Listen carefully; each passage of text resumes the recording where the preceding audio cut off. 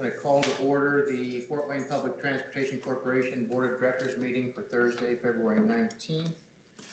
And we have present all members except Kyle Miller, Jesse Kramer, and Raleigh Booker. I know Jesse is supposed to be here shortly. Kyle is not coming, and I have not heard from Raleigh, so we could have a couple more joining us, but we do have a quorum. So, next item is going to be the adoption of the agenda, and I accept the motion for that. So moved. Second. Sorry. We have a motion by Nelson and a belated second by Sharice. Any further discussion? Seeing none, all those in favor, please signify so by saying aye. Aye. Anyone opposed, same sign, and we'll show the agenda adopted. Next, we have reading, correcting, and approval of minutes from previous meetings. I believe the only minutes in the packet are the minutes of the regular meeting of the board of directors last month, January 15th. Move to approve. Second. I have a motion by Sharice, a second by Nelson. Any further discussion? Seeing none, all those in favor, please signify so by saying aye. Aye. Anyone opposed, same sign. And we will show that as approved. Board committee reports is the next item on the agenda. Executive Governance Committee. We have not had a meeting since the last board meeting, but we do have a meeting scheduled March 16th at 3:30. External stakeholders.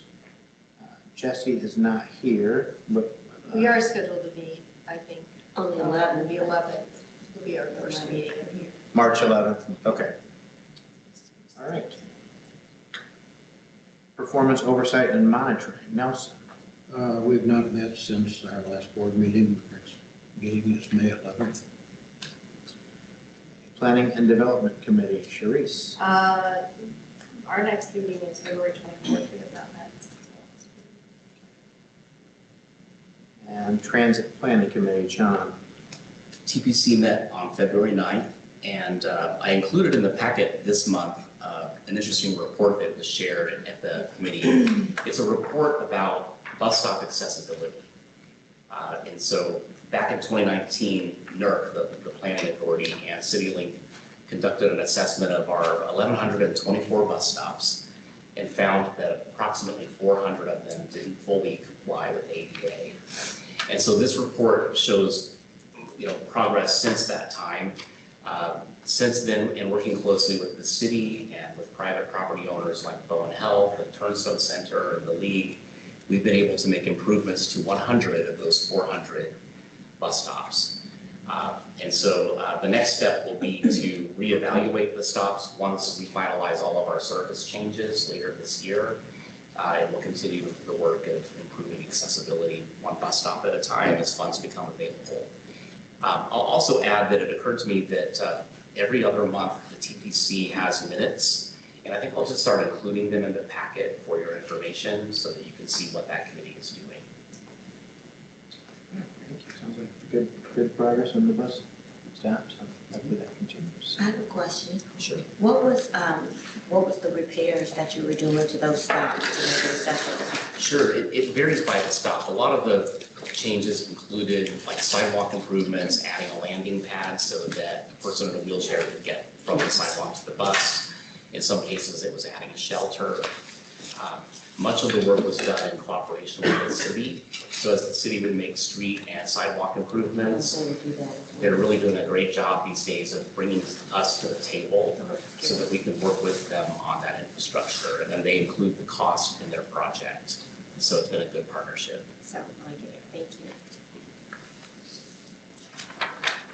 Okay, thank you, John. And just to note for the record, Jesse Kramer has joined us. Thank you, Jesse. Next item is the General Manager CEO report. John. This month, there is no outcomes report in the packet, and that's because we're still working on developing strategy after the board retreat. I provided a couple slides in the packet. I don't have them for the screen here, but I just wanted to let you know where we are, kind of how that plan is coming together. After the board retreat, Mr. Stone, the consultant, met with the leadership staff and we are fine tuning the sort of four pillars of success, focusing on customer experience, fiscal sustainability, community engagement, and employee engagement. We're going to meet again with Mr. Stone to further revise that plan on Tuesday next week. And then our hope will be to bring some of that information to the Planning and Development Committee, which happens that afternoon, so that you can all see kind of how that's taking shape as a first draft. We'll wrap this work up and have it all ready for the next Planning and Development Committee meeting in May and bring that to the board for approval at that time. So that's one item on my report. March 18th is a holiday that you may have heard of if you've been on the board here for a while. It's called Transit Employee Appreciation Day. This is a national industry celebration of transit workers. Citilink is going to celebrate this by taking our team to a Comets hockey game on Sunday, March 15th. And so we'd like to invite the board to join us. If you're available and interested, let me know. I have a sign-up sheet, and we can get you a ticket. Also in the report, wow, we've all been dealing with harsh winter weather in January. This was a rough month, and ridership has been impacted by that. So we saw a significant decline in ridership this January compared to last year, down 21%. And so, we're going to continue to watch how hopefully the spring weather gets people back out and back on the bus. I wanted to share a little bit about our operations team's work on safety, which is a priority for this year. We have one of the industry's leading safety programs. It's called TAPCO. And Pam and our team have been rolling it out first with the leadership team. And what I really am loving about this program is that it starts with safety culture at the top of the organization. So our leadership staff and supervisors have gone through the program, and we're queuing it up for drivers top down, as well as mechanics and hostlers. So the program focuses on 18 critical driving tasks, as well as helping them understand how you mitigate those risks. And our goal with this program is to reduce preventable accidents by 20%. We're off to a good start. We had 0 preventable accidents in January. And so we'll look forward to continued success. And I might like to ask Pam to bring information, some of that content here at some point so you guys can see what this is. It's an excellent program. I'm really excited about this. And last, Transit Equity Day was a huge success again this year. Thank you for showing up. And we had 75 people attend. Afterwards, about 20 people went on a bus ride with us on the Rosa Parks bus. Casey raised $2,500 in event sponsorship, plus a location sponsor. So this didn't hit our budget. There was no cost. And I want to point out that we have several staff members joining us virtually today. Matt is in California, looking at built buses. And Casey and Latasha are here, as well as Jason. And that's my report, unless there are questions.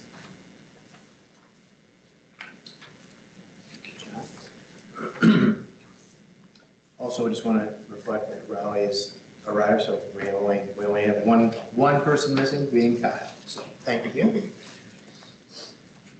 I always feel like I'm in court. I'm updating the record. Right, I don't do that. Okay. The next item on the agenda is the CFO Controller Report. Latasha. Yes, good evening, everyone. You all look so far away, but I see y'all kind of in the distance, but hopefully you can see me well. As far as the financial report for this month, I did have a update for the report that I believe Dr. Felicia sent out to you all, or you got a copy of it. It was just a small change.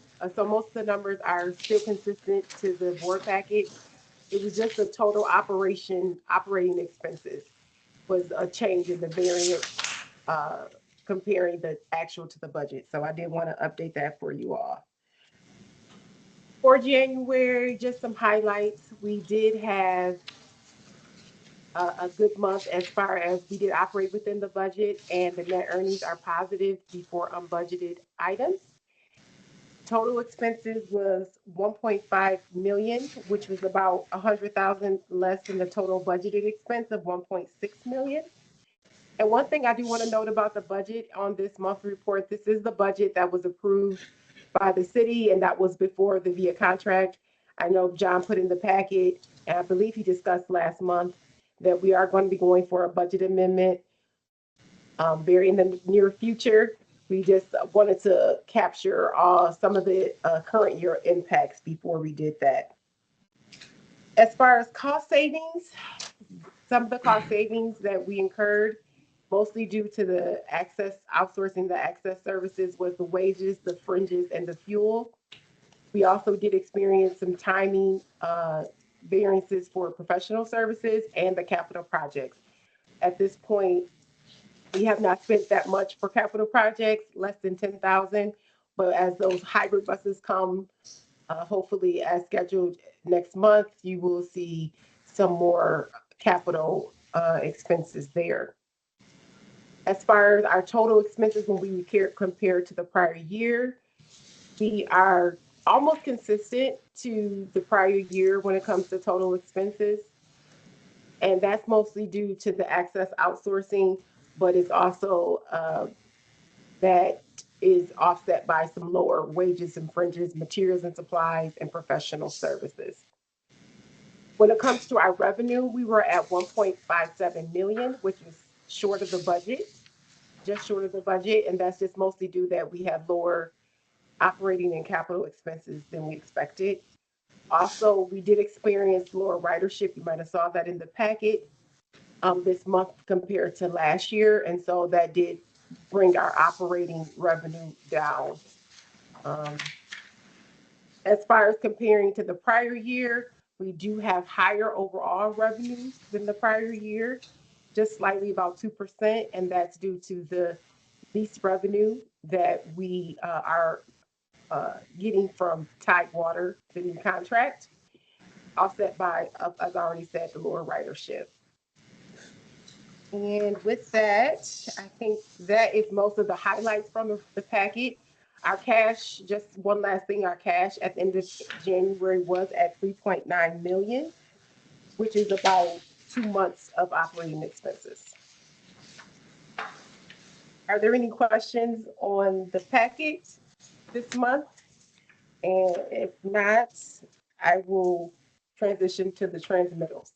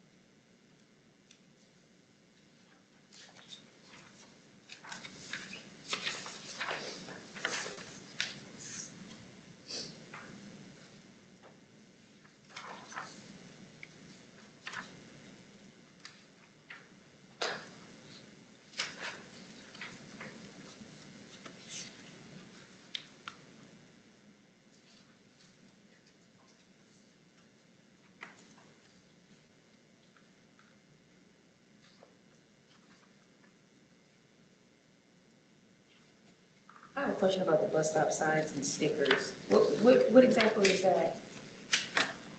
Bus stop signs and On stickers. number 4, 17,000 spent on the installation of bus stop signs and stickers. Which What expense is that? Is that the city? It is City of Fort Wayne Street Department, bus stop signs and stickers on page. That was for the installation of all of the new bus stop signs that you see out in the city that are the square that have the QR codes on them. So a few years ago, the city street department, while Mayor Henry was still with us, was tasked to make the city look pretty. And the street department went around and took down a bunch of old bus stop signs. This was with the team prior to us. And so we inherited a project that needed to get new bus stop signs up, and so this has done an installation of updated bus stop signs along our routes. Yeah, City Street Department works with us on that. Okay. Yeah. Big. Yeah, the signs were just gone. The drivers were like, where should we stop? This People has didn't been know where to a since I go. started 3 years ago. Yeah, it was Yeah. crazy. And so has this just been progressive? I don't know, I haven't had Yes. this before. And so are we done with that or are we still keeping? Overall, we are done with it. We are gonna, our team internally is going to be updating the 3, the 6, and the 7 with the new route changes. And then on top of that, we have Sheila in our office who's going to be going out and writing the routes to make sure that signs are installed in the correct places and anything that needs to be adjusted will be adjusted.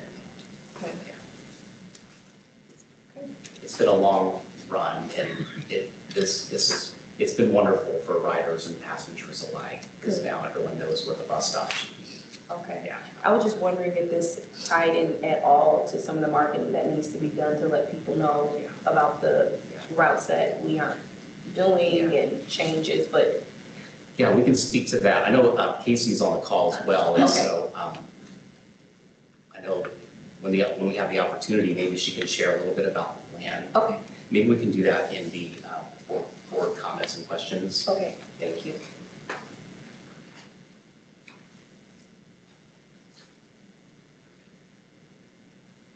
Any other questions for Latasha or anybody? Move to approve the records of transmittals for dates for January and for February 1st through February 20th. Second. Okay, we have a motion by Sharice. Second. Second by Nelson. I think Nelson already seconded it. Oh, did he go? Okay, okay, you're proceed. It's okay. Okay, better two than none. For the approval of the record of transmittals for January 2026 and the interim record of transmittals February 1st to 2026. Any further discussion? Seeing none, let's call the question. All those in favor, please signify so by saying aye. Anyone opposed, the same sign. Show those as approved. Thank you. Next item, resolutions. We do not have any this evening. Moving on to old business, we have access services updates. Presenters. So this is Marcus Melendez, who's the AGM with Tidewater Transit. And welcome, Marcus. We want him to, he's the local face of Tidewater, and it's a good opportunity for the board and community to meet him and learn about how operations of the access service is going.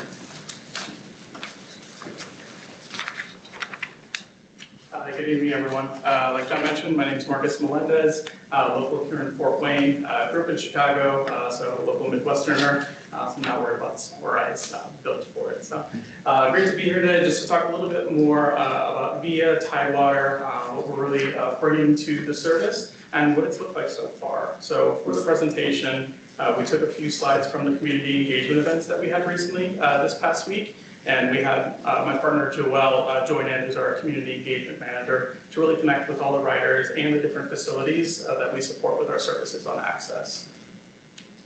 So a little bit more about us.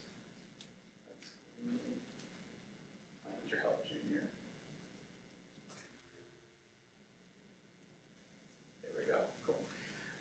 So worldwide organization, so very excited to announce across 40 different countries, 800 partners, and most recently, I believe that might be from 2024, but over 165 million rides served.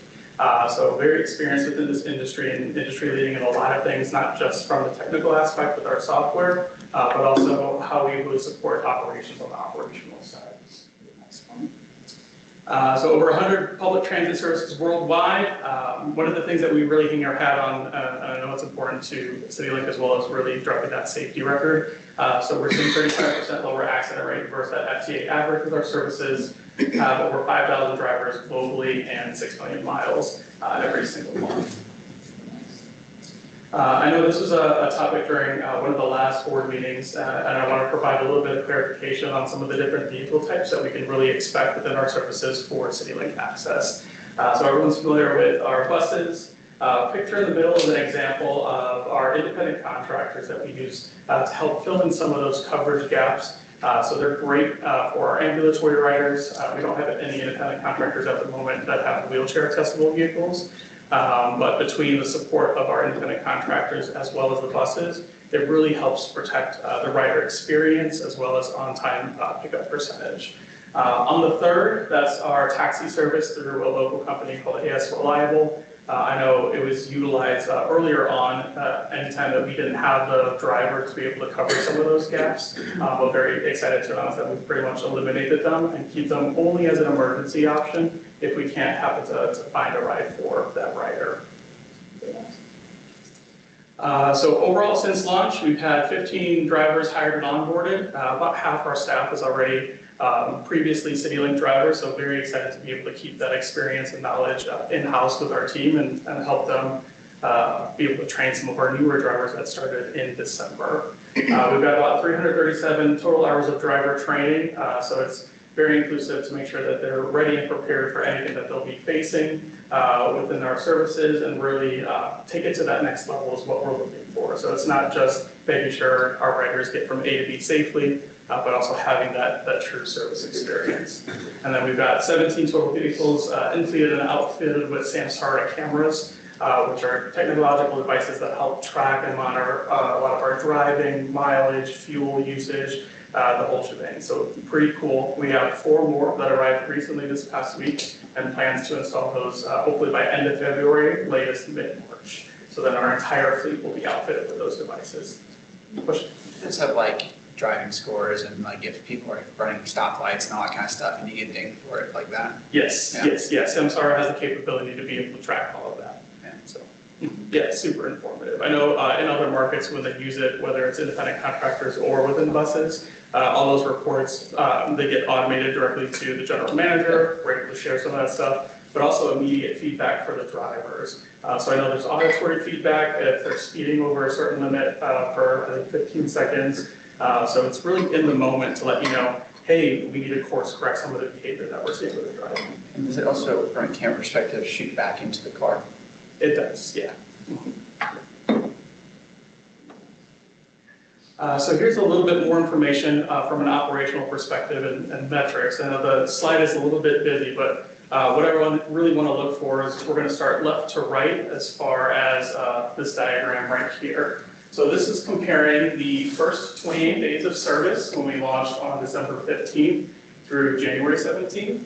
And then the right column is going to be the previous 24 days of service. So overall, we've seen a really great increase with an on-time percentage pickup that we're floating around 88.2, which was trending above 90% consistently until we saw some of the impacts from the snow between the 10 inches. And then I know there was a Friday, I believe, February 3rd, that we got hit with some snow as well. So feeling really, really strong about what that stability looks like. As far as completed rides, if we take this out to 28 days, it would actually surpass that same number for that.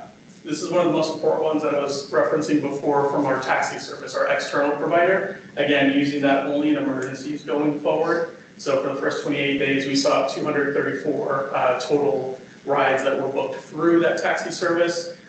Something that was really important to me is to make sure that we take that as low as possible and hopefully continue seeing that near zero going forward is what we're looking for. Yeah. So we were trending, or you were trending at over 90%. What is the goal? Like, what are the drivers evaluated on? Yeah, of course. So what we're really looking for within being in Tidewater, 90% is great, 93% is excellent. So anywhere between that 90 and 93 is going to provide an excellent service expectation to make sure that all the riders get picked up within the window that's communicated to them. As far as the average ride rating, so we did see that improve, and that was wonderful to see as well. Let's see. Over on this side, I'm going to switch sides with us. So not only did we improve from picking up within that window from that perspective, we also improved dramatically on dropping off during that commitment as well. So that's been wonderful to see. We've seen a 24% improvement in drop-off time versus the requested drop-off time. We've seen average ride duration decrease a little bit, so we're right around 24 minutes right now. And also exciting to see over 400 riders with at least one booking, and almost 300 at least 5 bookings. How do you the average ride rating? Like, is that something that you send electronically, and what sort of questions are you asked? How do you determine that? Yeah, of course. So that goes directly to the riders at the completion of their ride. If they have the app still accessible, we'll send a notification and ask them to rate their ride from a 1 to 5, 5 being excellent, and then 1 being not so great.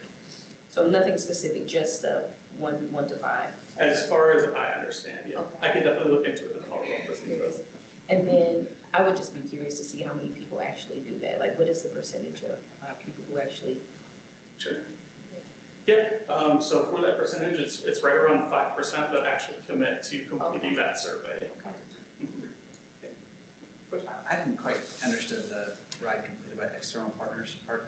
Yeah, of course. So if we go back one slide. Back.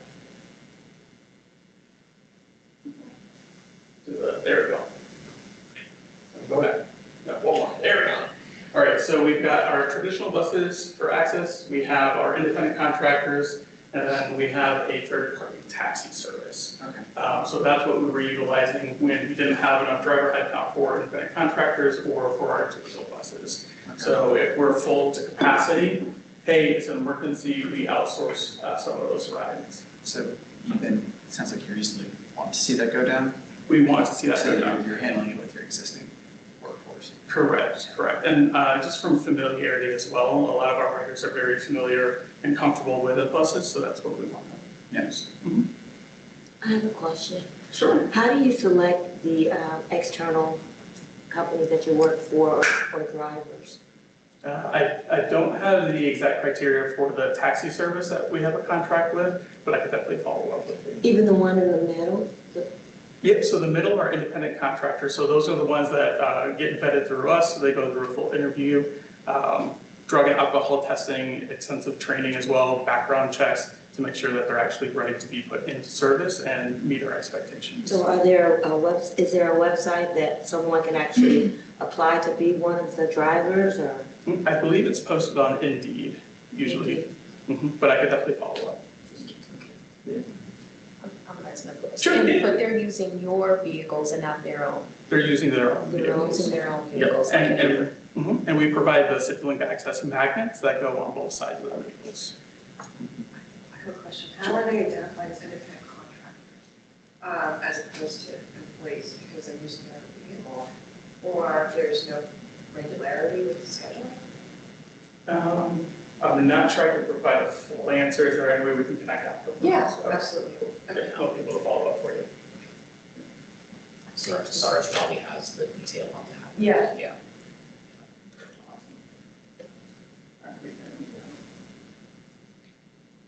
All right, so transition, how is it going so far? So what's going well? And then Pam, would you like to take over for me? Sure.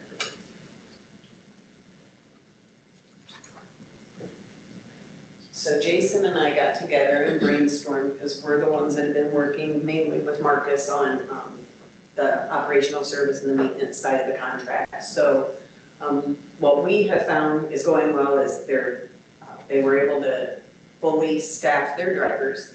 So that's been a big improvement from the start to now. Their on-time performance, of course, is steadily improving, as Marcus said. And our biggest win is that they're reducing their reliance on an overflow taxi service. That was a big concern, especially from our riders. And so we shared that, and so they worked real hard on that. Technology implementation, like he said, the Samsara, or however you say that. Yeah, has been good, and they're utilizing the VIA software to its fullest extent so that they can get those efficiencies out of the system. And then communication has improved between operations and maintenance. We've got a flow now, we know how to get the information to them quickly, and they are getting information back to us quickly.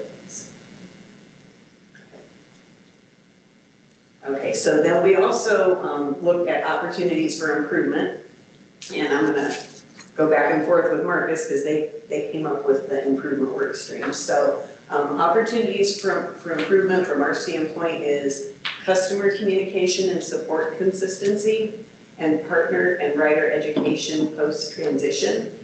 And so what we did, we implemented a plan in place to really drive community engagement for that customer piece, to strengthen the relationship with both riders and, of course, the most active organizations. One of the things, to take it a step further, there was feedback during one of the community engagement events that some of the riders were being dropped off too early and was really outside of the facility's operating hours. So to Pam's point, from a technological standpoint within the software, we were actually able to build in parameters to prevent booking too early. So if one of our locations, so Benchmark on Industrial, opens at 7:30, systematically we cannot book a ride as a rider until that drop-off happens at 7:30.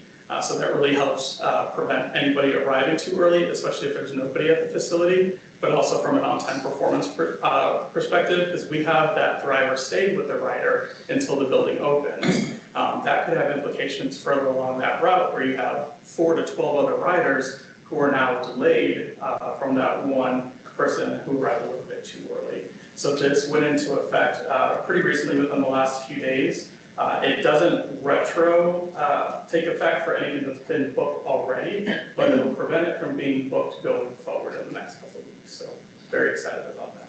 yeah, and speaking on that a little further, when we were doing the scheduling in-house, that was something that we manually had to do. So they had to catch that somebody put that early and make sure that we didn't schedule it. So, and if anybody canceled, it affected it. So it's great that they were able to get that in the software. So the next thing, we put continued improvement for communication, scheduling, and supervisor coverage. So we saw improvements. We went through a rebidding process for our routes and our shifts for our drivers. That really helps protect, based on the needs of the community, on when those rides really need to be serviced. So that was the priority that went into that scheduling piece for that. Once that was implemented, that's when we started seeing the consistency behind the on-time performance, really hovering right around that 90 to 93% threshold. And especially protecting the high volume points of interest, which you can see on the right side that we coordinated with. And then we do have 2 road supervisor candidates in the final stages. We should be sending out an offer pretty shortly for one of them, who is an internal candidate that came from Citilink, so very excited. Can't release names yet, but we should be getting that offer out shortly. And then we have one more final interview to schedule, so very excited about that. Okay, and then the next area for improvement, where there's an opportunity, is clarified maintenance and leased vehicle responsibilities. We're diving into the contract and trying to figure out where that goes, so. Yeah, and there's a lot of work that we're doing to make sure that we honor that. But what's really helped, especially with the Samsara devices, is automating a lot of that, and especially the reporting on a daily level to make sure that that's being tracked with, but also with the monthly audits that we'll be supplying. It helps really streamline a lot of that communication. And then, of course, open and frequent communication lines with us and the maintenance team. Junior's been killing it. It's been phenomenal for us, and just making sure any needs that him and Jason have for the team, they get communicated to me, and I'm able to coordinate, especially ahead of time, to make sure I don't put that bus in service if it needs scheduled maintenance or repairs, and then we can coordinate what that looks like. So that's been wonderful. And then finally, grow technical and administrative support from VIA corporate per the proposal. So again, back to the automated reporting. So we've got a lot of things that we'll be looking to build out, but very excited, especially on the software side, of those capabilities, and excited to be sharing that with Citilink. And this is one of the last slides. So just some pictures from the community engagement event, and thank you to Citilink for joining both of those events as well. So we had great support from there. The Q&As went well, and it seemed like from a writer perspective, and especially the facilities, very appreciative that we were showing them a little bit more about what being Tidewater is about and how the transition is going and some of the things that we're focusing on moving forward. And that is all I have. Any questions? I have a question, Sure. a comment. So this is really helpful. Helpful to hear from you. Is there a way we can do this maybe once a quarter? Yeah, I think that would be great. One of the reasons why Tidewater and VIA were selected, I'm thinking I might have a cupcake on my list, so, is because of this level of quality. They know how to run paratransit, they know how to use technology to run paratransit, and can deliver efficiencies that we just couldn't get in-house, right? And so having access to all of this data really helps us monitor the service, and it will be great to have the board specifically on that as well. We're super happy Marcus is on board as a local face, and he's been doing really a wonderful job. You can just see, the way he presents, and he's, so kind and accessible. It's really helping to ease a lot of customer concerns. Thank you, Appreciate Marcus. that, John. No, thank you. Thank you. Awesome. Thank you, everyone. Thank you, Marcus. Thank you.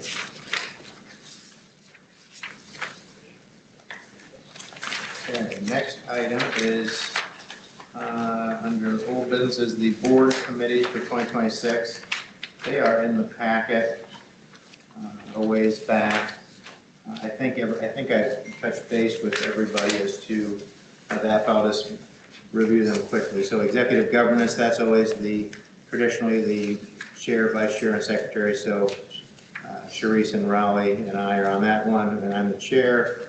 And then external stakeholders, Jesse, and I first of all thank everybody who's willing to do the extra work on the committees and do the extra work of being the chairs of the. So we have Jesse on the external stakeholders, and then Nina, Raleigh, and Sharice. And then performance oversight, we have Nelson as the chair again, and then Nina and I are on that. And then planning and development, Sharice, Jesse, Nelson, and Raleigh, with Sharice being the chair of that committee. So, and then there's, as you will see, there's staff that works generally with each of those committees in different capacities, and that's listed as well as the schedule that, as we have it now. I think they've circulated those dates and cleared them with everybody to get to as close as we can. Obviously, sometimes things come up, but that's what's been established in the interim. So, thank you everybody for those commitments to do that extra work, and look forward to working with everybody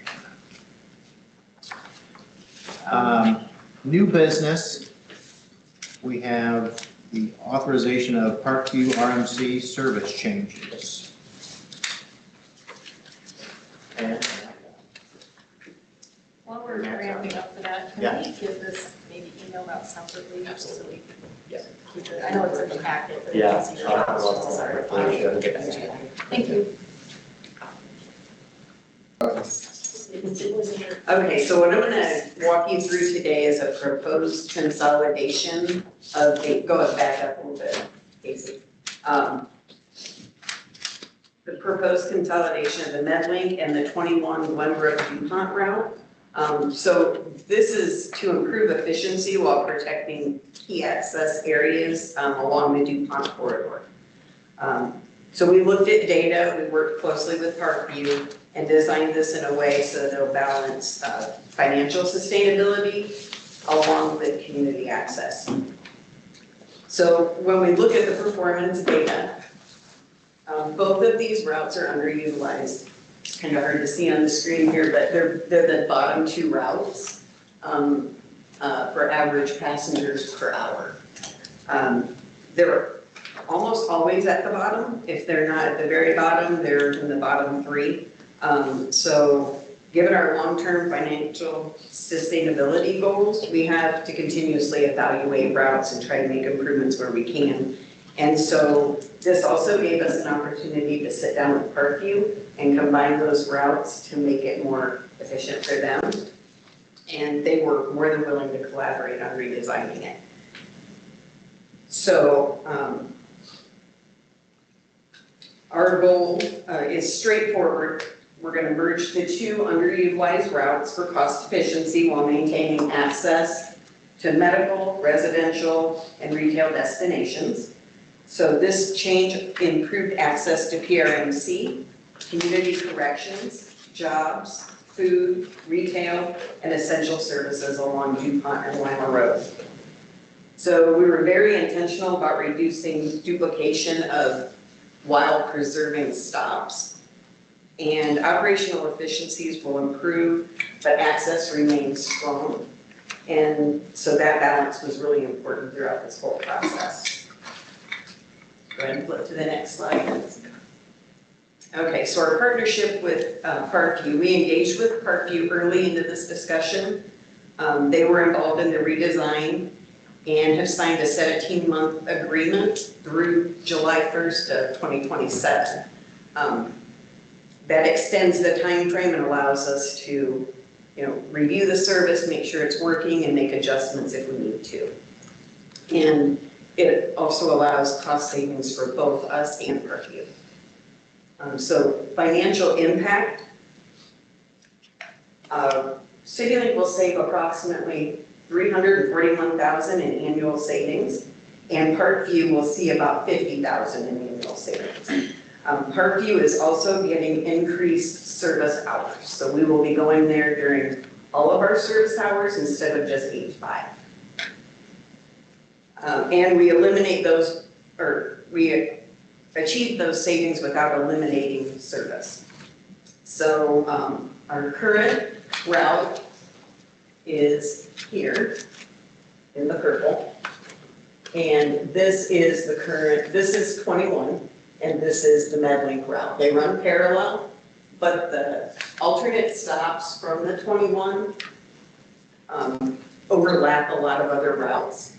And this is our proposed new routes for the Medlink. It starts over here at Community Corrections. Casey, can you go ahead and flip to the next one? Okay, so this shows how it overlaps, or how it meets up with other routes. So the route starts here at Community Corrections, comes down to Meyer on Lima Road and meets up with 4. And then we come back up Cook Road and we meet up with the 8 over at BioLife. So it's now meeting with 2 routes instead of 1. And then we go up Coldwater Road, down DuPont, up into Parkview Regional, and then back down DuPont Road, and we continue on all the way to Lima Road. We then pull in by Walmart and Aldi's and come back out, back down Lima, and back to Community Corrections. So you can go ahead and flip to the next slide, Casey. So alternate stops, we've compacted this a little bit. There were a lot of alternate stops, and we didn't utilize the majority of them. So on the outbound, we were able to add Airport North Office Park, which is a big one that gives access to a lot of jobs. And then on the inbound, we were able to add access to Parkview Family Medical, which is on Lima Road just north of DuPont, and Washington Township Trustee's Office. Go ahead and flip to the next one. So the timeline that we're looking at for implementation is June or July, depending on how the community meetings go. The community meetings would be held in March and April, and those, we're looking to hold those in the DuPont area, possibly at the library, or if PRMC will host a meeting at the Mira Center. And then we'll do additional outreach if needed and make any adjustments that are needed prior to launch. Any questions? Question. So you were able to add stops. You didn't necessarily have to take away any stops with this The only stops that were removed were ones that weren't being utilized at all. or if they fell along another route. So we have, I think it's about 12 stops that fall along the 1 line, the 8 line, and the 4 line. So they didn't lose access. We're just not stopping on the deviated route anymore. And they really weren't utilized because people were using the regular fixed route for it, so. How does this proposed change impact wait times? Does it, since you don't have this bus anymore, like, are they going to have to wait at these stops any longer than they would have if you would have kept the same route by combining the routes? Okay, I think I see what you mean. No, the wait times at those routes, it's still gonna run an hour service. It's the routes that are combined are the Medlink, which was very underutilized. It only ran from Parkview on Randalia to PRMC. And very few people utilized the bus. I think when they initially started that route, they thought that they were going to have employees and patients riding the bus from one place to another, and we found that that wasn't the case. Riders were intentionally taking the 4 to Parkview Randalia so that they could get to PRMC. So ideally, they wanted us to be able to go to Central Station with the Medlink route, but there's just no way we could do that in an hour. It's too far.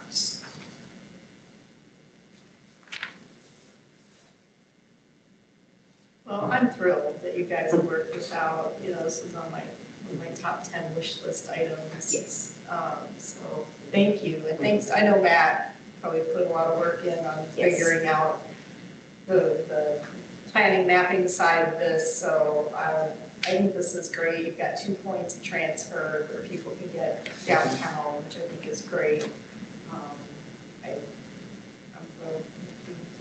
And the cost savings look like it would be great. You could do a lot with that extra. Yes. Is that because we won't have a bus that's, are we taking a bus out of service? Is that? So the way we're doing it now, the Medlink is funded by Parkview, and the 21 was funded by Citilink. And by combining them, Parkview is putting in the same amount of money, and so we just are not putting in as, actually, I think they're getting a little bit of a discount. We're not charging them for as many hours because we are sharing the service. But they're paying, I believe it's a 60-40 split right now. So they're covering the majority of the route. And ideally, we're hoping that it'll increase ridership out to PRMC. So we get a lot of rider requests after 5 o'clock. They want to go visit family. They're not just going to medical offices, so they want to go visit family out there. And also they'll be gaining access to another grocery store, Aldi's, Walmart. So we have a lot of requests for that as well. And we hadn't been dropping off, we didn't have a stop there before? We did not have a stop there before. Really? So Okay. we were able to add that in. Oh, that's good. Did we not have a stop at Washington Township? We Trustee? did not have one there either. Wow. So we're able to add that as well. And community corrections was never on the route. They had to walk to get to a bus stop. And so that, they ride often. That's one of our high ridership areas, yeah. Thank you. How does this impact the access service? So it'll shift the access service. So we've done some research on that. Casey can kind of answer to that with the Title VI, but not a lot of ridership. There wasn't any access ridership along the Diebold, if we say that, and North Clinton area. But it'll shift it over to the Lima area. And so we may see a little bit of an increase over there. We'll just have to kind of monitor it and see how that goes. So just for, especially for the newer board members, the ADA requires us to operate access 3/4 of a mile beyond the fixed route bus. And a deviated fixed route bus, the one that follows a route that will serve additional stops on demand, is considered fixed route service. So by adding fixed route service there to the north, we're expanding the access territory. And it's 3/4 mile from the set route that we showed, not from the alternate stops. The alternate stops are all within 3/4 mile of that. So it wouldn't expand any further than the alternate stops. And I just want to give a thank you to Parkview for their partnership in this. It has been only about 30 riders a day that utilize that.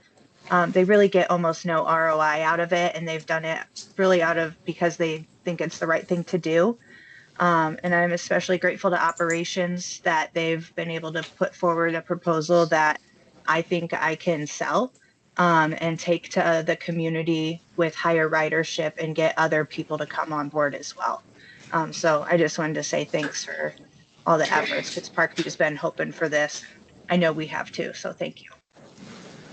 One, that reminds me of something. One change that we did make to the route is a regular stop. It was a time point at DuPont Hospital. They don't fund any money for the route, so we've changed that. Parkview is fine with us still going there, even though they're funding it. But we changed that to an alternate stop now. So riders will have to call in and request it. We won't go in there automatically. So that will save us some time on the route. And we're hoping that eventually we can get some more funding from DuPont Hospital or Lutheran Hospital. How much time, I mean, obviously it'll run, do you have any time squishiness in there, any flexibility on time? If Yes. you add anything? Okay. Yeah, we've got a cushion, because you have to on a deviated route, because you never know how many stops you're gonna have along the way. And I believe there's, Matt may be able to speak more on this. I think it was like a 10 to 12 minute cushion. Right. The route itself, if you don't make any deviations, only takes 42 minutes. So we'll have plenty of wiggle room. Great. Time squishiness is a technical term. Yeah. I was using it as a technical. Right, yeah. And so then, do we have customers who were using the DuPont drop-off? Is that going to impact? I mean, I guess they would just have to go to call. Yeah, so during the community meetings, we'll make sure that we emphasize that will become a call-in stop.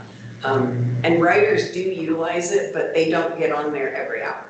So we're going in every hour and they're only getting on, every maybe 3 or 4 hours. So it's not a high ridership stop, so.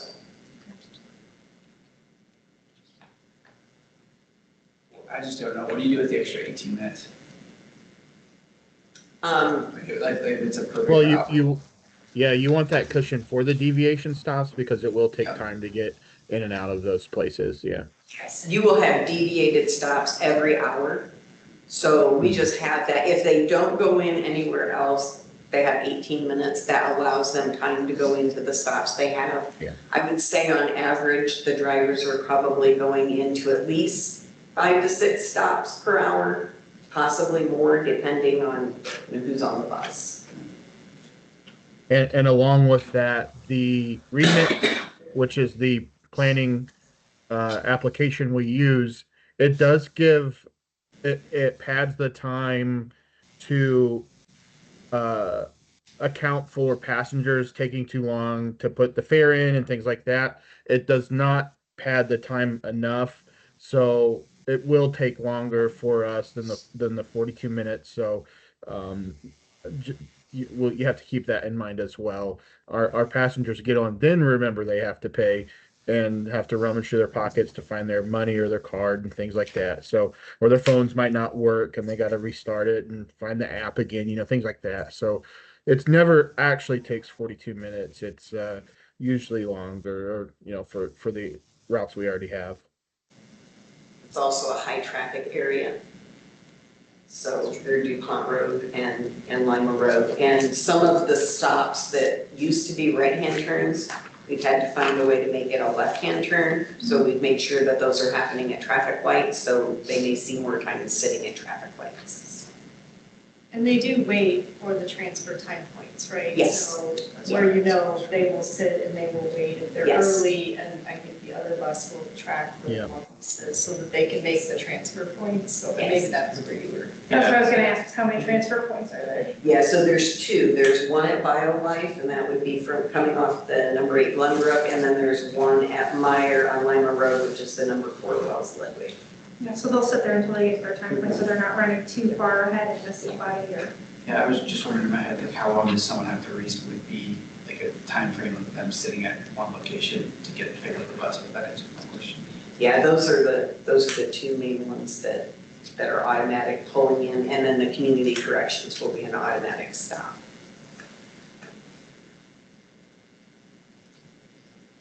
Any other questions?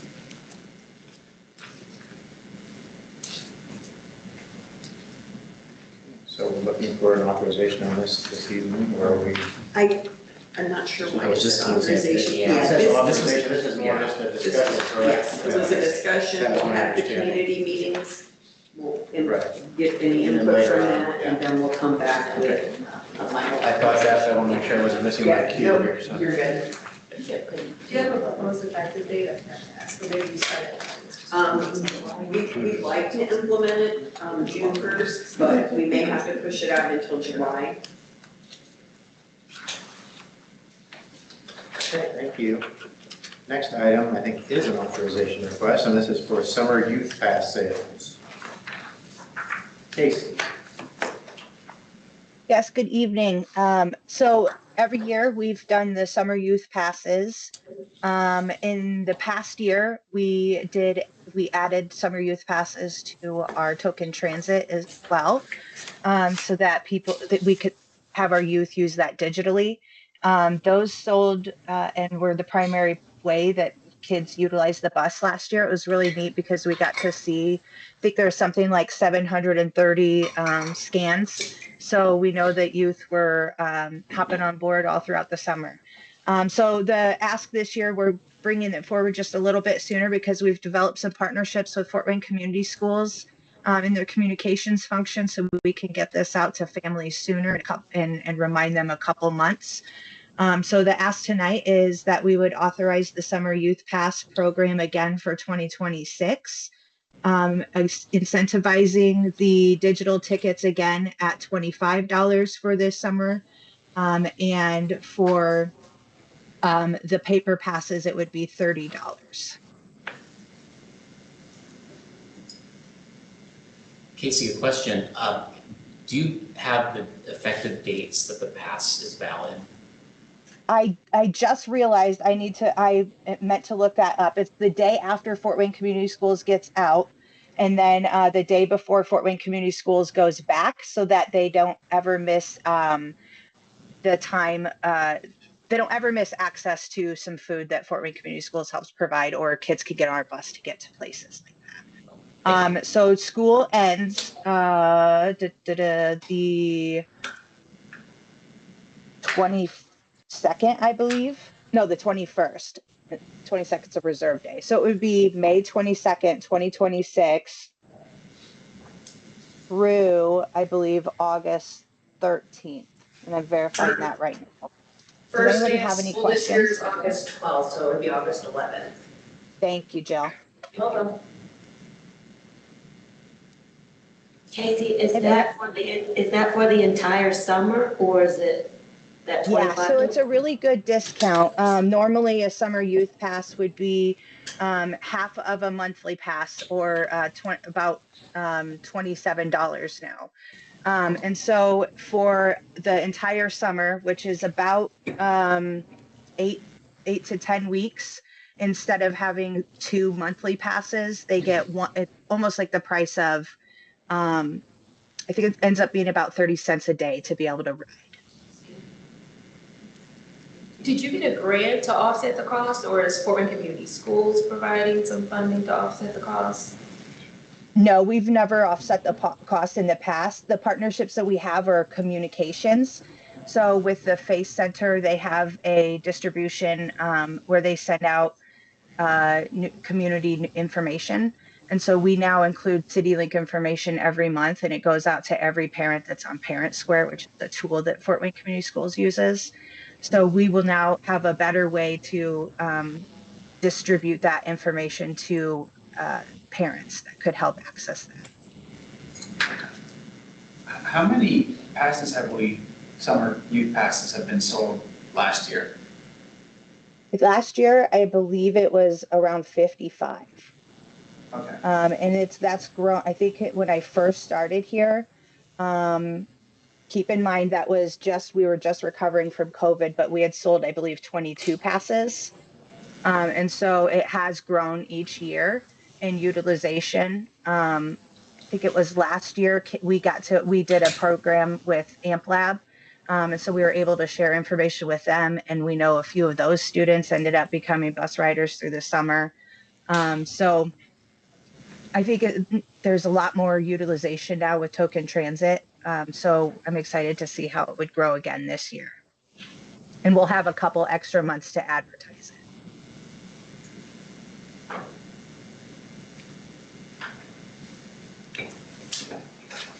Any other questions for Casey?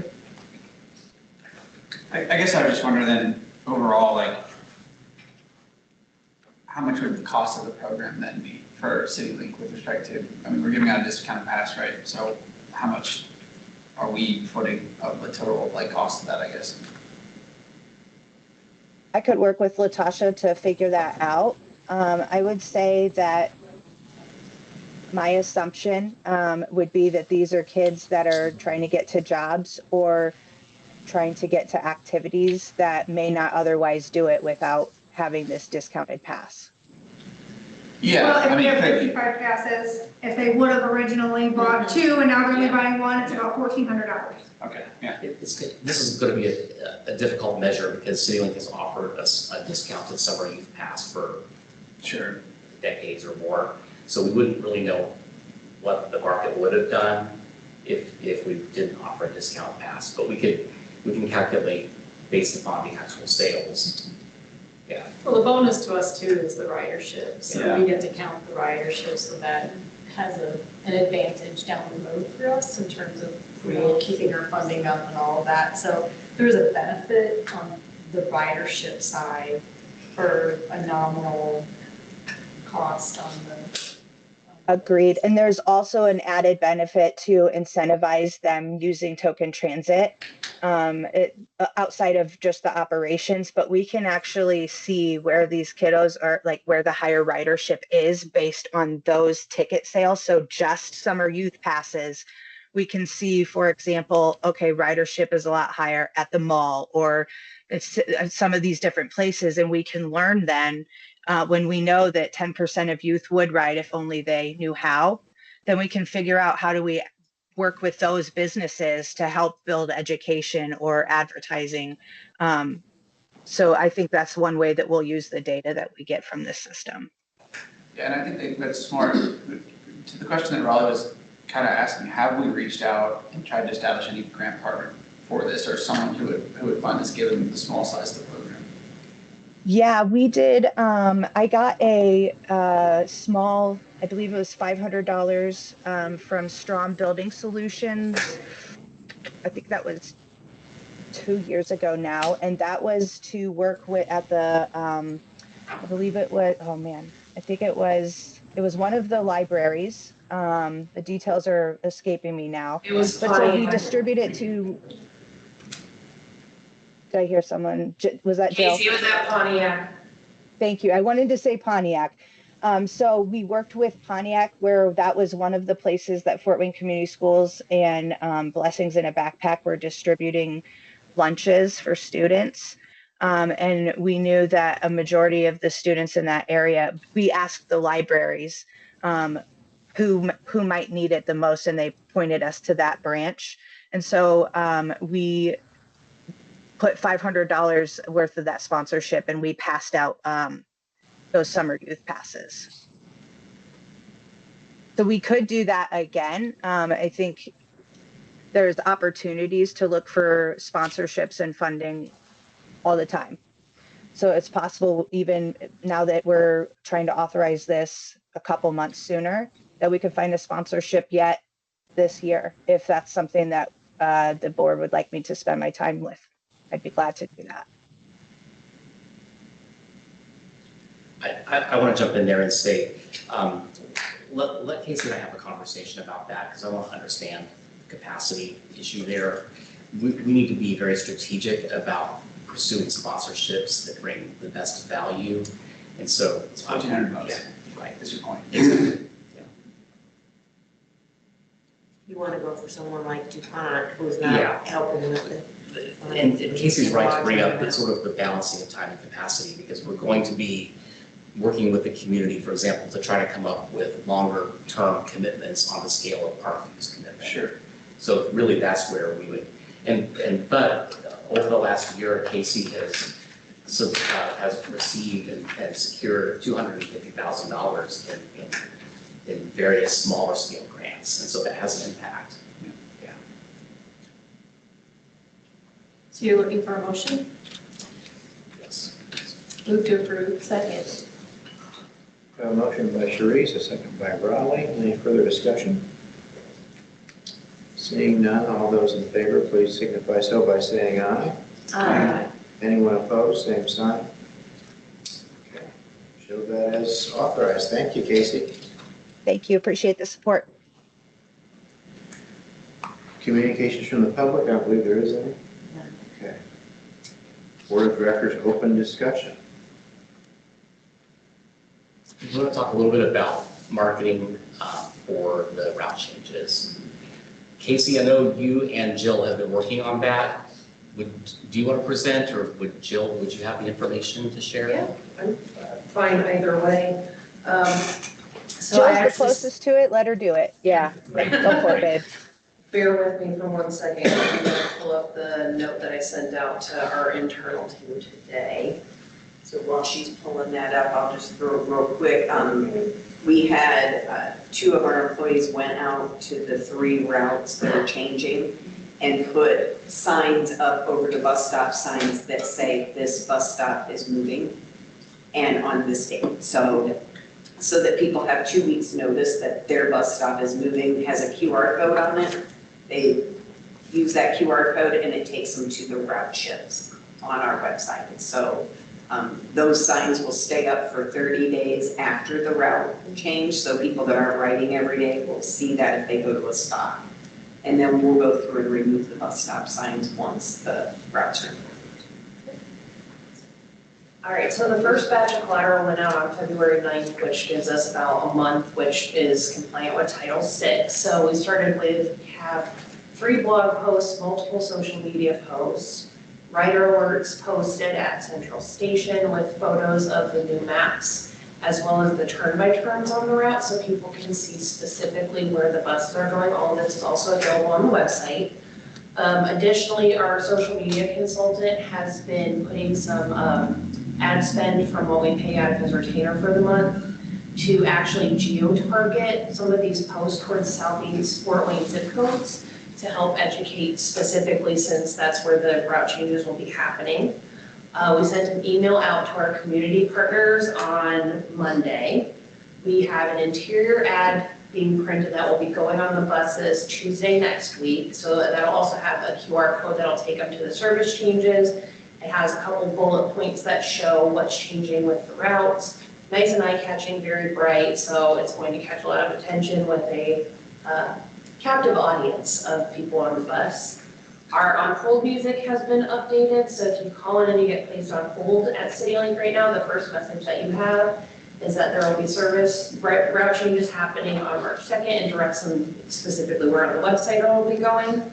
We have a press release going out on Tuesday next week, which we anticipate getting media inquiries at that point. So I've actually asked our internal team already to have their schedules open in case we have media opportunities and interviews. We will continue to push social media with the geo-targeting and overall posting from now through that first month after. The bus-based signs will be updated the weekend prior. So with the 3 routes, the 3 is staying the same, so the sign doesn't have to change, but the name on the 6 will be changing from McKinney to Southeast, so that'll get updated, and then same with Anthony. The updated schedules for the route changes, sorry, I'm very thorough. The updated schedules for the route changes got sent to our printer today to get those printed and updated and ready for distribution. Next week, I'm also going to be putting out an additional rider alert, so that'll go out on our blog via text through transit app and sent to operations and customer service. We're going to see if we can also have a banner added to transit app. So a lot of our riders are already using that because that's really easy for them to see kind of in real time the three closest buses to them when they're out and about. We have a pop-up event next week at Central Station where Casey, Matt, Tara, and myself are each taking shifts where we will have a table set up in Central Station to do one-on-ones to help educate people. I'll be putting a blog post on the website announcing this as well as social media. We have a one-page flyer that we are working on for distribution at the pop-up event. And on the buses, our team will be on the buses the first 3 days of the route changes. And yeah, the partridge in a pear tree.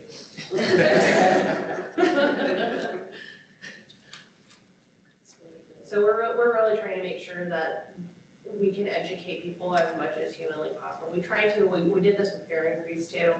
And I know everybody in here knows Nosy Neighbors on Facebook, and my favorite thing I saw was somebody went in after that and was like, oh, I didn't know this was changing. And somebody goes, I don't know how you didn't know. It was on the website. It was on social media. They announced it at Central Station. Like, what? So I'm like, oh, cool. I know my marketing's working. So that's great. And so we're going even harder in the paint on this one. So that way we can really try to make sure that our riders, who are especially going to be the ones affected by the changes, are ready to go.